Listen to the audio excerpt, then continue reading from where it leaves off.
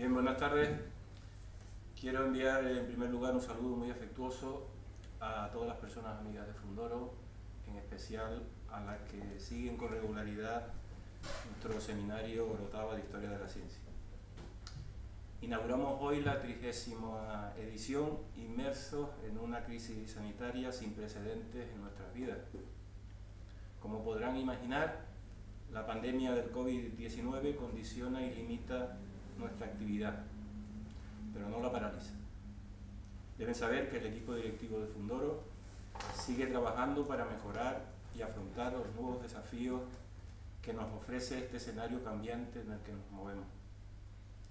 Aunque reiteramos una vez más nuestro firme compromiso de volver cuanto antes a la modalidad presencial, afirmamos también con rotundidad que no lo haremos hasta que no exista un margen de seguridad suficiente para garantizar la salud de los asistentes. Esa prudencia es la que nos empujó a comenzar esta edición a través de la conexión online. Próximamente iremos evaluando las nuevas realidades que vayan surgiendo y decidiremos en consecuencia. Hemos aprovechado los condicionantes de la pandemia para trabajar en la puesta a punto de un sistema de grabación que pueda ofrecer online las conferencias, incluso cuando se reanude la actividad presencial, para que cualquier persona pueda acceder a ellas una vez celebrada. En ese proceso estamos. La 30ª edición del Seminario Orotava mantiene el compromiso de aunar diferentes materias en una oferta multidisciplinar que aspira a atraer a un público diverso. Filosofía, patrimonio industrial, inteligencia artificial, química, matemáticas, física, ciencia ficción, etología, historia del arte o biología son las áreas que serán tratadas en las 12 conferencias que conforman el programa de nuestra actividad para el curso 2021. Por supuesto, se mantiene la condición de curso de formación del profesorado homologado por la Dirección General de Ordenación, Innovación y Calidad de la Consejería de Educación, Universidades, Cultura y Deporte del Gobierno de Canarias. Hemos elegido como conferencia inaugural Ser y no ser, acerca de la conjunción de contrarios, impartida por Rosario Miranda Juan, durante muchos años catedrática de Filosofía en la Escuela de Arte y Superior de Diseño de Gran Canaria. Nuestra amiga Sarichi es parte de la familia de Fundoro. Ha participado en diversas ocasiones en nuestro seminario con conferencias que seguro son del recuerdo de todos ustedes. Voy a citar algunas: Sade, el cuerpo libertino, lectura de Rousseau, la ética deductiva de Spinoza como arte de amar, Madame Curie, la escuela cínica, los sofistas, el pensamiento de Hannah Arendt, a propósito de la Ilíada, o Peter Sloterdijk, filosofar hoy. También, como todos ustedes sabrán, es una consumada escritora que ha publicado numerosos libros, entre los que podemos destacar Común y Corriente, Lu Andrea Salomé, En primera persona, Tiempo y libertad, Pensadora, Dignifiquémonos, Ilustración y dignidad, o El sexo de los ángeles, una crítica a la ideología de género. No quiero extenderme más. Sarichi, te agradecemos una vez más que nos acompañes y que nos hagas el regalo de volver a escucharte. Tú sabes que esta es y siempre será tu casa. Y a ustedes, amigas y amigos, que disfruten de la palabra de Sarichi y del Seminario Orotava.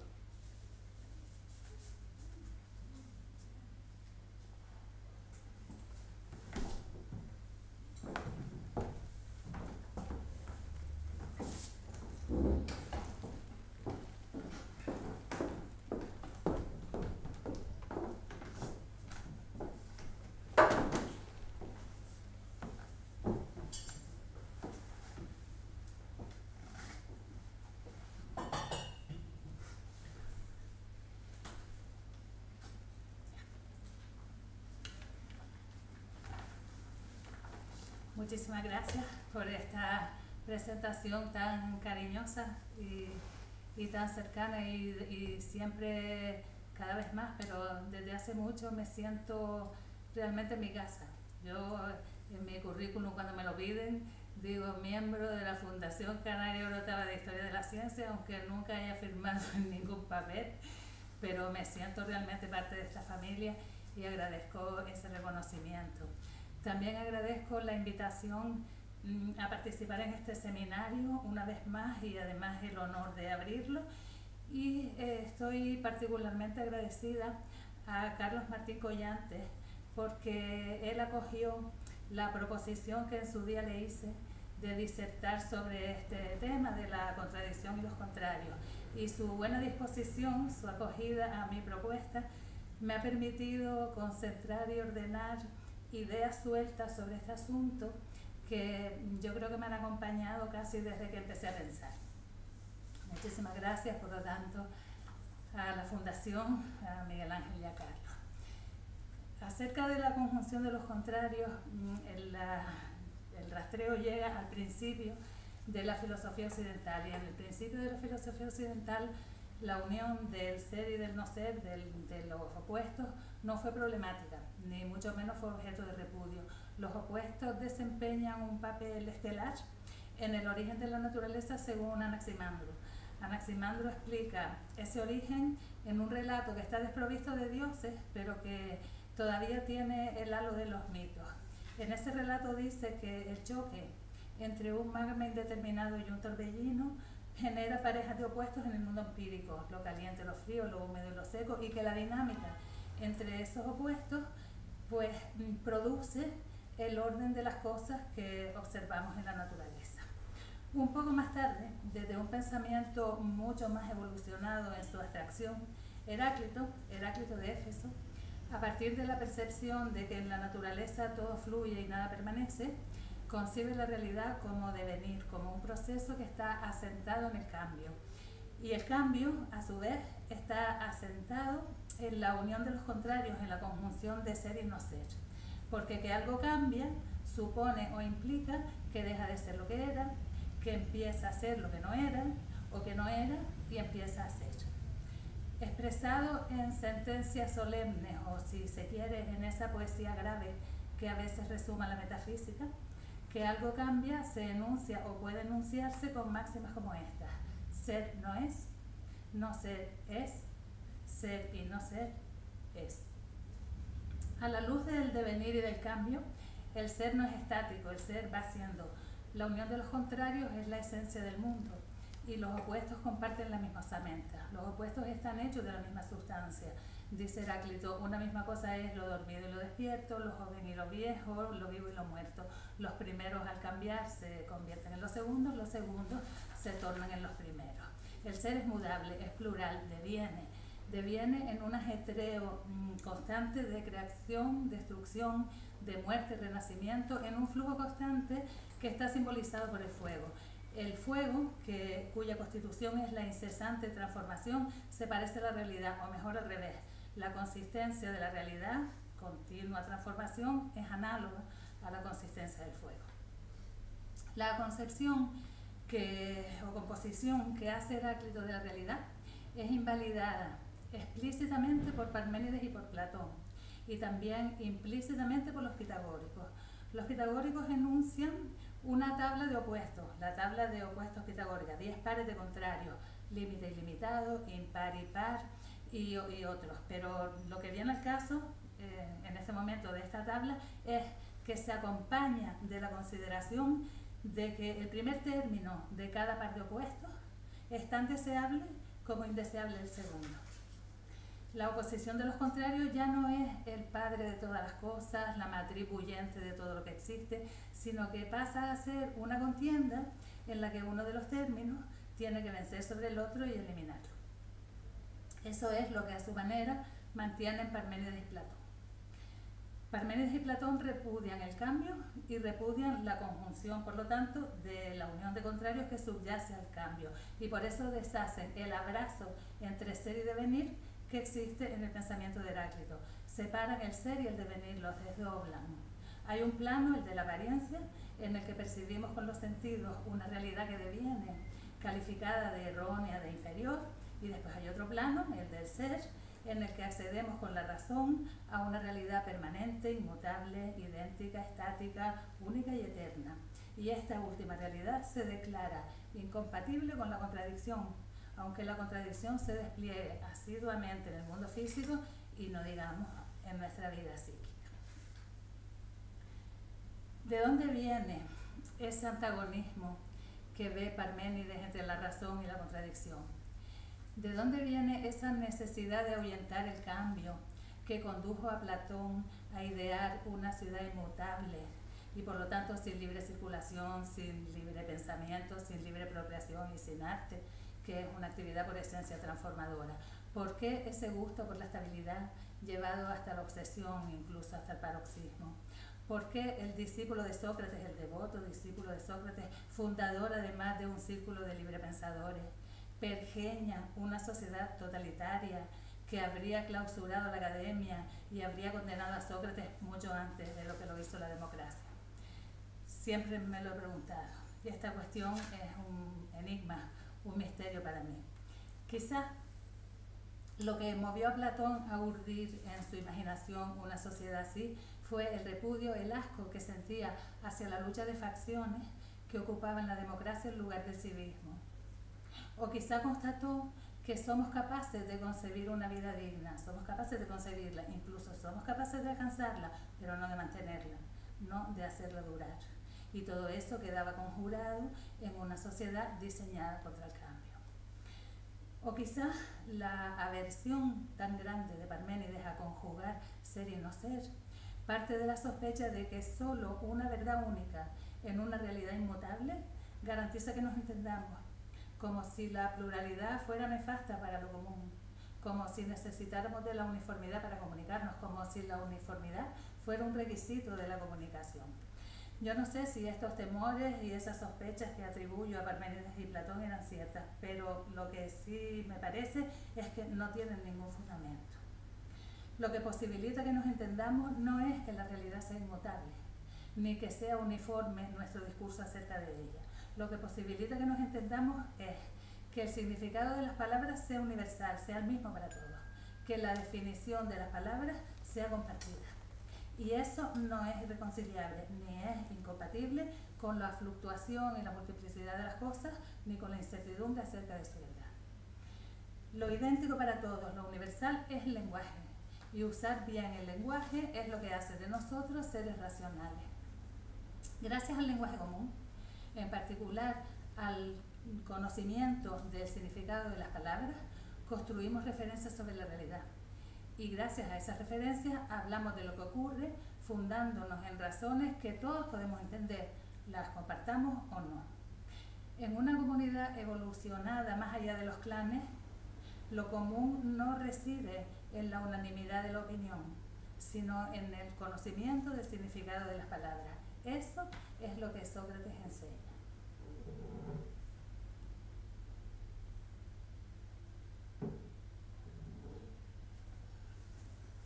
Comprender una palabra es conocer su significado, y el significado de una palabra es su contenido, la realidad a la que se refiere, indica además qué pertenece a una cosa y qué no pertenece, sea por ejemplo la palabra xenofobia. Xenofobia significa odio al extranjero, hostilidad al extranjero, y se aplica habitualmente a la animadversión hacia los inmigrantes. Sin embargo, hay numerosos extranjeros ricos que también son inmigrantes, puesto que no viven donde nacieron, a los que no se les tiene aversión.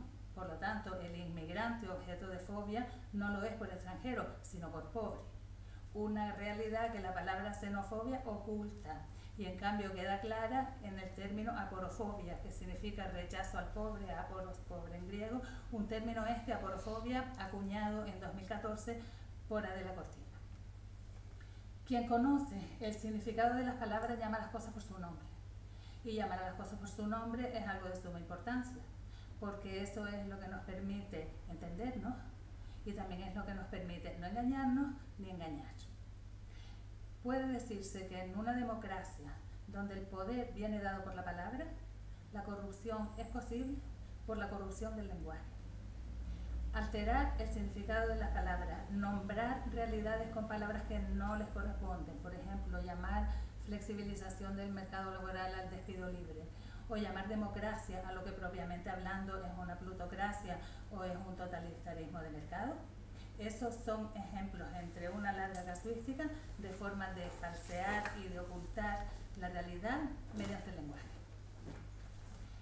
Forma parte de esa casuística de modos impropios, incorrectos de nombrar, el contenido que se da usualmente al concepto de males de la democracia. Por este motivo, una generación de jóvenes tras otra cacarea, por ejemplo en los exámenes de la EBAU, que la democracia antigua es criticable porque en Atenas había esclavos o porque las mujeres no eran ciudadanas. Juzgar de este modo el pasado es tan anacrónico como señalar que Homero o Virgilio no escribían en un teclado. Es el presente y el futuro, no el pasado, el tiempo en el que proyectar las conquistas sociales, no menos que las tecnológicas. Hoy y mañana es y será éticamente inviable proponer una sociedad con esclavos y sin ciudadanas. Del mismo modo que hoy falta la coherencia, quienes hablando de todos consideran normal que los vecinos extranjeros no sean ciudadanos. Por eso los extranjeros, los metecos, excluidos también de la ciudadanía en Atenas, nunca se sacan a colación como un mal de la antigua democracia. Los males de la democracia, que son endémicos en ese sistema político, independientemente de quienes estén incluidos y quienes no en el conjunto de los ciudadanos soberanos, los males de la democracia que padecemos nosotros con la misma fuerza que los atenienses son la política regida por intereses particulares, la demagogia que da a los intereses particulares la apariencia de interés general, o la ignorancia de no saber de qué se habla cuando se opina o de no debatir más allá de prejuicios o de emociones. Si hablamos correctamente, estos son los males de la democracia. Haríamos bien en alarmarnos ante las incorrecciones semánticas, que son mucho más graves que las ortográficas, aunque sea sobre las ortográficas sobre las que se pone el grito en el cielo. Haríamos bien en ocuparnos de la corrección semántica, porque más allá de los aspavientos gramaticales al uso, la corrección semántica es la esencia de la corrección política. La corrección semántica es la definición propia de las palabras y la unanimidad de los hablantes ante esa definición. Esa es la universalidad del concepto, que no tiene nada que ver con la inmutabilidad de las cosas ni con la victoria de la identidad sobre la contradicción. No es la oposición de los contrarios lo que nos permite razonar y comunicarnos.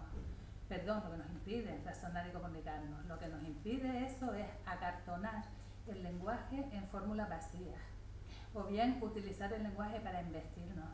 Desde una asociación psíquica y cívicamente subdesarrollada, consistente en clanes o facciones, cuyo objetivo es derrotar a los demás.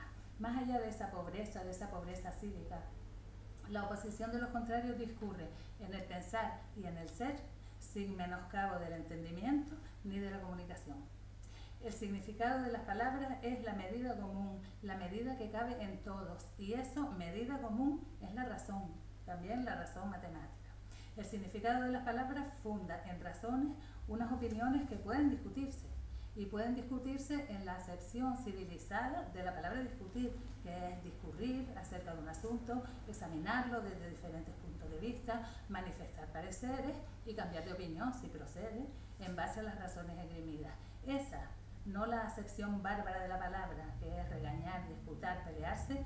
La acepción civilizada es la propia de un debate entre individuos que son interlocutores y no gallos de pelea o papagayos que recitan consignas.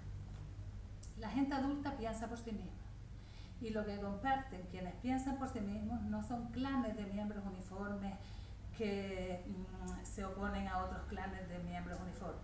Lo que comparten quienes piensan por sí mismos son razones. Entre gente cívicamente evolucionada, cualquiera critica lo que juzga insensato y secunda lo que estima pertinente, independientemente de quién lo haga o de quién lo diga. Eso es discurrir, reflexionar, oponerse desde un cauce que no repudia la unión de los contrarios. Sin ese cauce de lo común, estamos humanamente atrasados. El significado de las palabras, eso es lo que insiste Sócrates en su tarea de activar el pensamiento en la ciudad. El significado de las palabras es el espacio del discurso que afecta a lo común y lo instituye.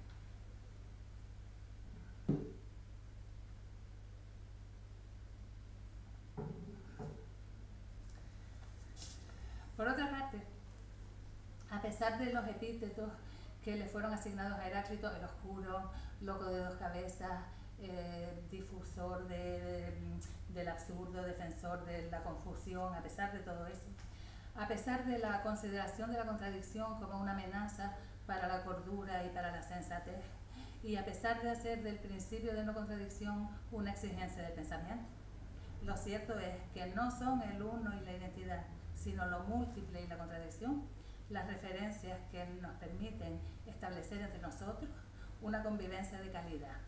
Lo explico. Desde el ser como devenir y desde la conjunción de contrarios como base de la realidad, la oposición está dentro de cada ser y por tanto está dentro de cada uno de nosotros. Somos todos, o podemos ser, sabios y no sabios, luminosos y oscuros, ordenados y caóticos, dionisíacos y apolíneos, que diría Nietzsche. Cada cual se opone a sí mismo, cada cual es singular con respecto a otros que también se oponen a sí mismos.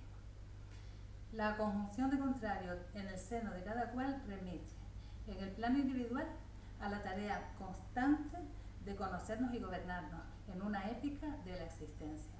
Y en el plano común, la unión de los opuestos dentro de cada uno supera la estructura psíquica, social y política de clanes y predispone a una coexistencia en clave de pluralidad que exige una tarea constante también de construcción de relaciones y equilibrio de lo distinto.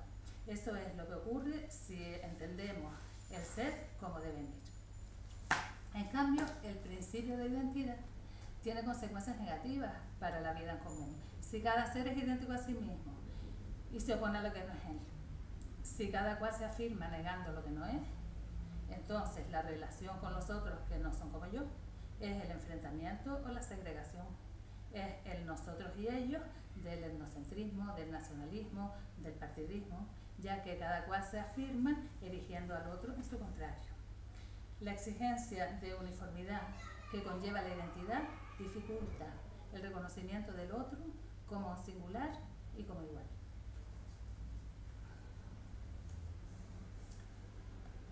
El culto a la identidad y el aborrecimiento del devenir y del cambio no responden solo a lo que hemos desarrollado hasta ahora, al temor, al desorden, al caos o a la incomunicación. Además, responden al rechazo de nuestra contingencia y sobre todo de nuestra finitud.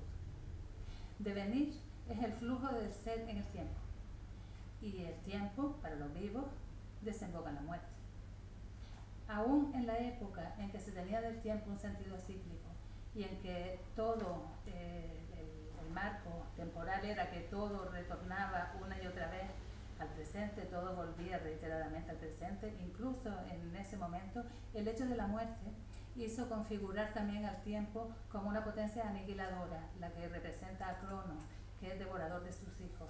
Es una fuerza devastadora que erosiona y que engulle lo que él mismo genera, lo que se genera en él.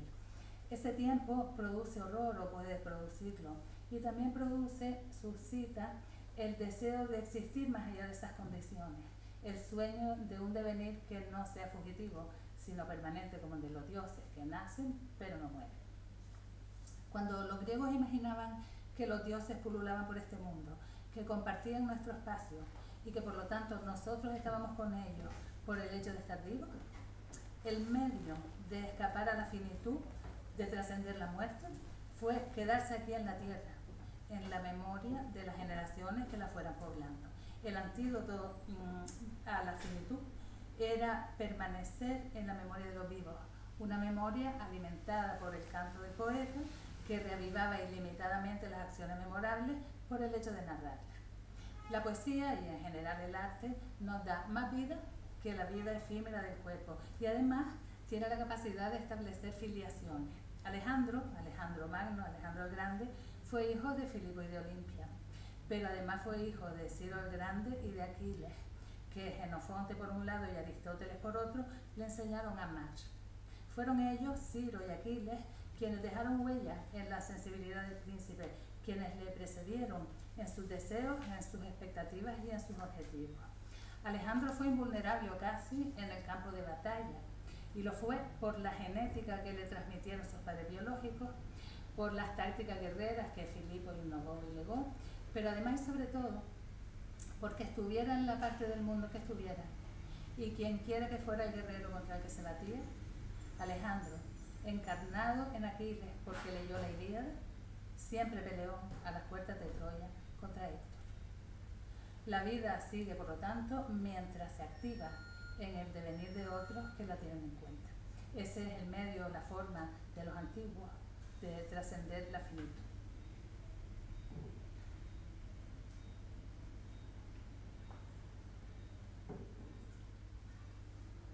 Cuando la mitología decayó a través de la filosofía, cuando la razón sustituyó a los dioses, a los héroes y a los poetas como fuente de las referencias con las que tramar la experiencia, el sueño de la trascendencia se cambió de código, se articuló y se ubicó en el registro de la metafísica, y ese registro es el siguiente: el tiempo y sus efectos de cambio, contingencia y finitud pertenecen a este mundo que observamos y en el que estamos, pero la razón nos conduce a un mundo superior en el que hay entidades inmutables, y esas entidades permanecen idénticas como los dioses.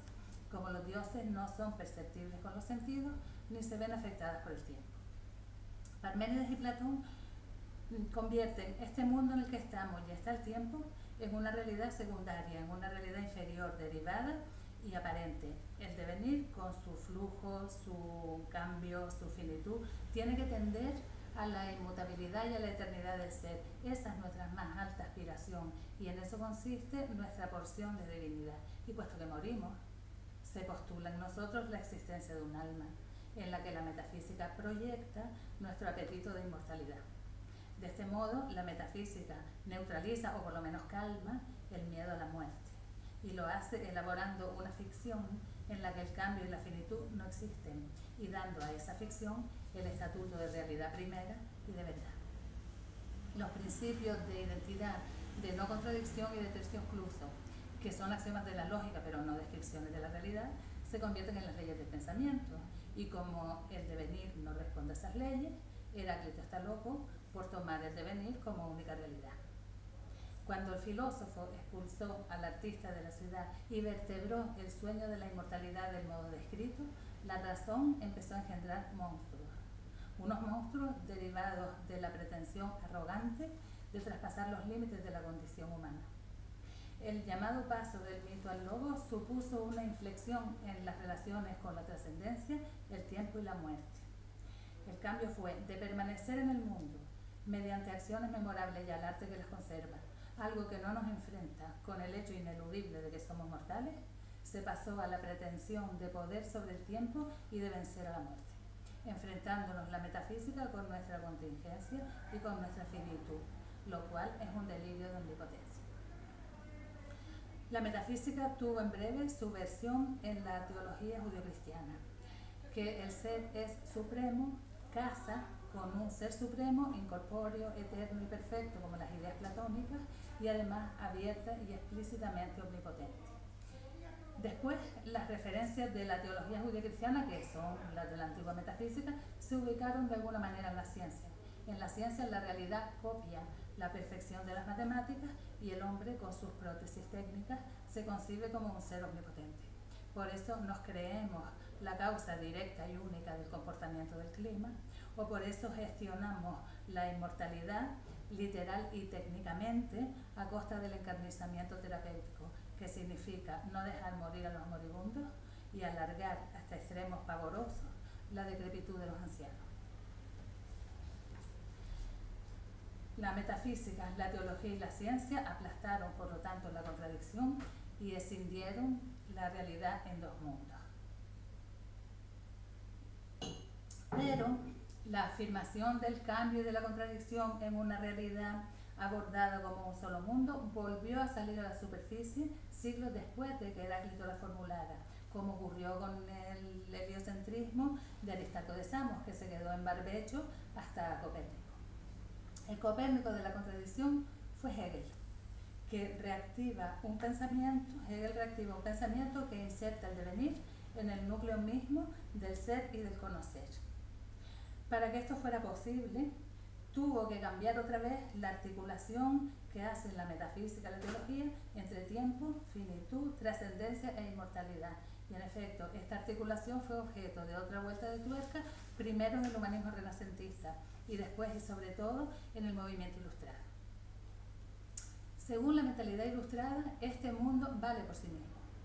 La gloria ya no remite a contemplar a Dios después de la muerte, sino que se ubica aquí en la inmanencia. La gloria, cuando se logra, se hace mediante la acción de personas racionales que buscan su bien y se afanan por obtenerlo. Vivir mejor es cuestión de dedicación, obra de gente mayor de edad que no delega en fantasmas o en espejismos el acceso a su dignidad. En la mentalidad ilustrada, el tiempo deja de ser aquello de lo que hay que escapar y se convierte en un aliado. Por trascendencia ya no se entiende el más allá, sino ir más allá de nuestros males en el curso del tiempo. Inaugurar aquí un orden de cosas frente al que el anterior es antiguo régimen. Otro mundo es posible. Es posible alcanzar en el futuro inmanente las expectativas que somos capaces de concebir e imaginar, y en llevar a cabo estas expectativas consiste progresar. El sueño de vencer al tiempo deja paso al objetivo de vencer la ignorancia, de erradicar la superstición, la dominación, la desigualdad. Lo finito se remite a un estado de cosas que merece morir, y lo que el tiempo devora no es la vida, sino males considerados erróneamente como necesarios e inmutables. El cambio se inviste de prestigio. Muchas cosas son felizmente contingentes y mudables en un tiempo que no es final, sino que es horizonte. Por lo tanto, finaliza la fobia al devenir, se acaba, y con ella, o por lo menos en conjunción con ese final de la fobia al devenir, se acaba la aversión al ateísmo, que hasta entonces estaba castigado con la muerte, como si se hubiera intuido que la cohesión social exige la creencia común en los dioses o en Dios, del mismo modo que la cordura y la comunicación se habían supeditado a la creencia en los axiomas de la lógica. En la mentalidad ilustrada, dogmas y tradiciones suenan a acartonamiento, a inmovilismo frente al dinamismo de las costumbres, del conocimiento. La Constitución sustituye a la Biblia, la República a la monarquía, el contrato social a la voluntad divina, la ciudadanía a los estamentos, la revolución científica, como se llamaría después, sustituye a la estabilidad del saber, y la expresión una vida más allá de esta alude a un mundo en paz, a un hombre nuevo y a una sociedad digna. Bueno, pues desde estas referencias, desde estas relaciones entre tiempo, finitud, trascendencia e inmanencia, es desde donde la conjunción de contrarios y el devenir vuelven a adquirir carta de racionalidad.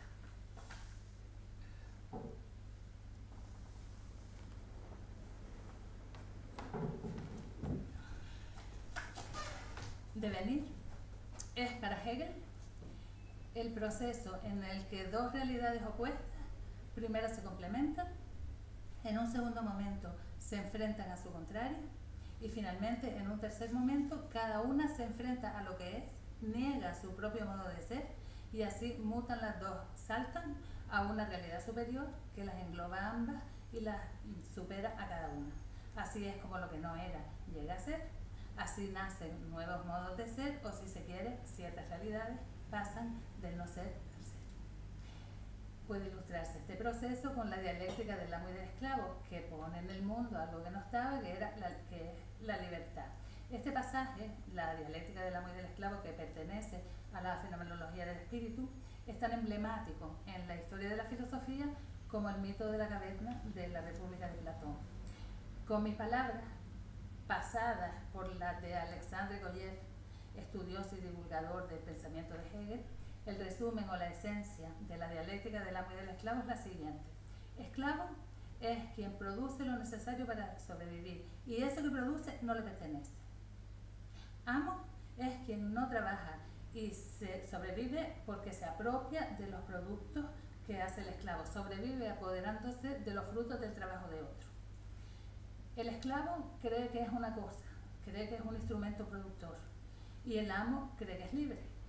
Pero los dos están equivocados, los dos tienen una imagen falsa, errónea de sí mismos, porque el esclavo no es una cosa, es un hombre que produce cosas, y el amo no es libre, es un hombre que depende de otro para sobrevivir. Bueno, pues estas son las piezas de la dialéctica, y la dialéctica es como sigue. En un primer momento, amo y esclavo están acoplados. En un segundo momento, el esclavo, que lleva la peor parte de este acoplamiento, sale del autoengaño que padece con respecto a sí mismo, adquiere conciencia de que no es una cosa sino un hombre, quiere dejar su lugar y ocupar el del amo, quiere ser amo. Si lo consigue, será amo de nuevos esclavos, con lo cual la resolución de la supervivencia mediante una rueda de dominación y servidumbre quedará intacta. Y además el esclavo liberado de la esclavitud, desde luego, pero no es libre, puesto que el Señor, como vimos, no lo es. Y en un tercer momento, el de la mutación, el esclavo deja de ser esclavo no porque se convierte en amo, sino porque niega en sí mismo la esencia de la esclavitud. Y niega la esencia de la esclavitud del siguiente modo: yo no soy una cosa, soy un hombre que produce cosas, y lo que produzco es mío, lo que produzco me pertenece, no me es arrebatado. Así es como el esclavo se convierte en un hombre libre, y del mismo modo se convierte en un hombre libre el Señor cuando niega en sí mismo la esencia del señorío. Lo que necesito lo obtengo yo, no me apropio de lo que produce otro, no dependo de otro para sobrevivir. Por lo tanto, la libertad aparece cuando se deja atrás la esclavitud y también el señorío. Solo así la sociedad se compone de hombres libres, de seres humanos emancipados, que producen, consumen junto a otros seres humanos emancipados, es decir, libres, iguales y hermanos. Libertad, igualdad, fraternidad.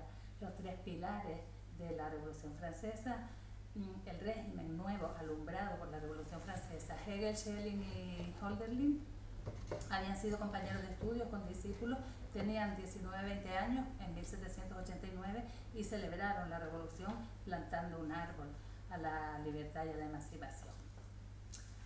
La dialéctica hegeliana, esa dinámica en la que un término se opone a su contrario y después se opone a sí mismo para devenir en una mutación de lo que era de carácter emancipador, esa dialéctica es una matriz, es un recurso interpretativo fértil para abordar, enmarcar y referenciar la evolución de numerosas realidades. Eso lo hizo Marx cuando trasladó la estructura dialéctica a la lucha de clases y cifró la emancipación en que el proletario y el burgués, más allá de sí mismos, mutan al camarada. El camarada ya no es un animal que trabaja como el proletario, ni es una personificación del dinero como el burgués. Es un sujeto que trabaja referenciado en sus necesidades, no en las del capital, y goza, más allá del trabajo, de una vida no laboral con sus iguales. En nuestros días, si aplicamos al patriarcado la dialéctica hegeliana, la emancipación aparece como el resultado de que cada sexo se trascienda a sí mismo, de que el hombre deje de ser lo que era y la mujer deje de ser lo que era, porque los papeles y funciones tradicionalmente masculinos o femeninos pasan a ser recursos comunes a todos, de forma que las personas son iguales no porque cada sexo ocupe el 50% de los lugares, sino porque independientemente de su sexo, cualquier individuo tiene vida profesional y autonomía económica, vida doméstica y autonomía doméstica, libertad sexual y responsabilidad a la hora de engendrar hijos y de criarlos.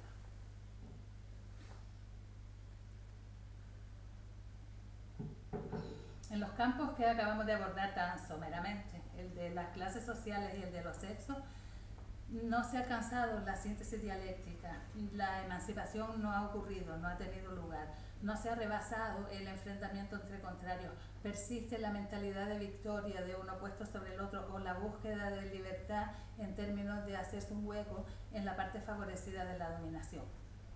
Donde sí se ha dado el salto, el tercer paso de la dialéctica hegeliana es en el ámbito del conocimiento y de la certeza, independientemente de lo que hemos dicho antes de la ciencia. Ha quedado atrás para muchos la situación que Nietzsche criticó en términos de que la razón mató a Dios, pero usurpó sus funciones, con lo cual nuestra posición de esclavos epistemológicos quedó intacta. Ahora la oposición entre verdad y falsedad permanece, pero además se ha pasado de entender, de creer que el conocimiento procura la verdad sobre las cosas, se ha pasado de ahí a concebir el conocimiento como un conjunto de verdades provisionales, de verdades vigentes, o si se quiere, como un conjunto de versiones, de guiones acerca de la realidad, como el propio Nietzsche propuso y como a su manera puede extraerse del pensamiento de David Hume. Hume afirma que en el mundo hay fenómenos y que eso es indudable, pero que en el mundo no hay relaciones entre fenómenos. Las relaciones entre fenómenos son asociaciones que aportan nuestra psique. Las relaciones entre fenómenos las ponemos de nuestra cosecha, Por eso siempre podemos asociar entre sí otros fenómenos. Por ejemplo, la peste, la enfermedad, se asoció durante mucho tiempo a los cadáveres sin enterrar y luego unas partículas por el aire que se respiraban, y tiempo mucho después la misma enfermedad se puso en relación con las ratas que estaban ahí, pero no se habían asociado al primer fenómeno. Por lo tanto, siempre podemos asociar entre sí otros fenómenos, dado que las asociaciones las ponemos nosotros, no están escritas en el mundo, o bien podemos asociar los mismos fenómenos de otra manera, pues los movimientos del Sol y la Tierra. Podemos decir que el Sol gira en torno a la Tierra, o podemos decir que es la Tierra la que gira sobre sí misma y por eso parece que el Sol se mueve. No captamos en la naturaleza relaciones entre fenómenos y después las enunciamos, no es así. Esas relaciones las producimos, no las reproducimos, las inventamos, las trazamos nosotros. Algo parecido a lo que hacemos con las siluetas que enredan a las estrellas en constelaciones. Las estrellas son cuerpos celestes, las estrellas existen, pero las constelaciones son dibujos que proyectamos en el cielo, son ilusiones ópticas compartidas. En esa lógica pueden verse las cosmologías con todas las reservas al respecto. Pueden verse las cosmologías como animaciones del universo, dramatizaciones, guiones de la acción que ocurre en el cielo y la tierra, que sucede en el cielo y la tierra, ficciones elaboradas por científicos creadores que después de varias generaciones de escolares, como me enseñó en su día Pepe Montesinos, se hacen familiares, se hacen compartidas. ¿Por qué el Sol está ahí? Porque lo dice el maestro, decía Pepe. Pues el lenguaje matemático en que, según la física, está escrito el universo, no es algo que se descubre, es algo que se construye y se proyecta. Se descubre lo oculto que aparece, lo cubierto que se destapa, lo tapado que se desvela. Se descubre algo que estaba ahí, como América. En cambio, Andrómeda, Tauro, Orión, el cinturón de Hércules, todo eso no se descubre, se traza, o se descubre en la medida en que se traza. Pues bien, lo que llamamos conocer las leyes del universo se parece más a lo que hacemos con la Osa Mayor que a lo que hacemos con América, pese a estos versos del siglo XVIII. La naturaleza y sus leyes yacían ocultas en la noche. Dijo Dios, sea Newton, y todo fue luz. Un par de siglos más tarde, sin embargo, este poema se amplió. La naturaleza y sus leyes yacían ocultas en la noche. Dijo Dios, sea Newton, y todo fue luz. Pero esto no duró. El diablo exclamó, sea Einstein, y el misterio se restauró. Einstein, cabeza visible de una pléyade de físicos, puso en el mundo otra versión de las mismas cosas. Inició un relato del universo construido con ayuda de telescopios y microscopios, pero sobre todo de las matemáticas. Las matemáticas se han convertido en nuestro sexto sentido, un sentido de un alcance infinitamente mayor que los 5 sentidos tradicionales. Gracias a las matemáticas, individuos que vivimos un tiempo insignificante en un rincón minúsculo del universo, accedemos a lugares y acontecimientos remotos, los confines últimos de la galaxia, el nacimiento del tiempo o la muerte del universo, su destino final. Gracias a la prótesis matemática, tratamos con materia oscura, cadáveres de estrellas, cuerdas que vibran en N dimensiones. Live streaming has stopped. Wow. ¿Sigo? Perdón. Gracias a la prótesis matemática, tratamos con materia oscura, cadáveres de estrellas, cuerdas que vibran en N dimensiones, agujeros de gusano y otras entidades tan exóticas como el magma indeterminado y el torbellino de Anaximandro. Además, vamos familiarizándonos con cifras de millones de años luz, o por ejemplo con la idea de que vivimos el firmamento en diferido, porque mucho de lo que vemos ya ocurrió. La luna que observamos era así hace un minuto, el sol hace 8, y las estrellas eran como las vemos hace un tiempo tan dilatado que algunas ya no existen. Vamos concibiendo e integrando en nuestra capacidad cerebral dimensiones hasta hace poco inabordables, fuera del registro del milagro o del mito. Pero eso no cambia el hecho de que lo que observamos realmente es una bóveda cuajada de estrellas y un sol fiel en su recorrido entre el amanecer y el ocaso. Lo demás son versiones, variaciones sobre el tema. ¿Qué observaríamos si nuestros aparatos fueran otros? ¿Con qué entidades nos la veríamos? ¿Es el espacio-tiempo algo material y real, como los mares, o es un espectro emanado de la opulencia de las matemáticas? ¿Por qué cae una manzana a la tierra? ¿Porque busca su estado natural, que es el reposo, como dijeron los antiguos? porque la Tierra la atrae, según pensaron los modernos, porque está obligada a seguir la curvatura del espacio-tiempo, según la última versión de la gravedad, porque caerá una manzana a la Tierra en el siglo XXIV y en el 32, suponiendo que haya Tierra y humanos que la piensen, qué geometría se inventará y qué cálculo, qué hechos a los que hoy no prestamos atención se tomarán en consideración, qué verá quién en el futuro, qué quedará mañana de lo que hoy llamamos verdad. No es el conocimiento como el arte cuestión de creatividad.